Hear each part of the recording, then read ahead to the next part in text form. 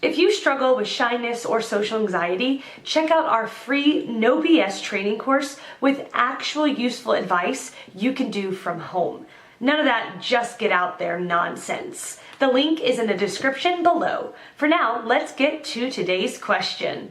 The question, how do I get over extreme anxiety, social anxiety, health anxiety? Socially anxious people often feel under the spotlight and believe that everyone is thinking badly of them. They often hold beliefs that they are no good socially, are boring, and that they have nothing interesting to contribute.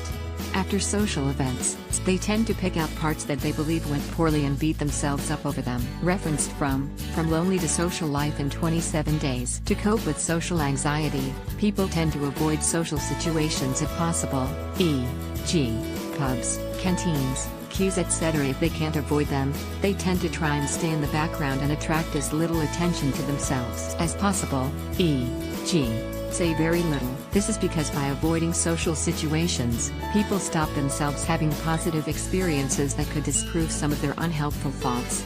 Furthermore, the longer someone avoids a social situation, the more daunting it becomes and it is increasingly difficult to face. The following section will help you begin to recognize if you are thinking about things in an unhelpful or unrealistic way, and discuss how you can start to make changes to this.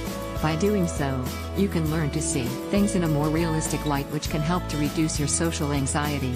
You might have unhelpful thoughts about all kinds of things.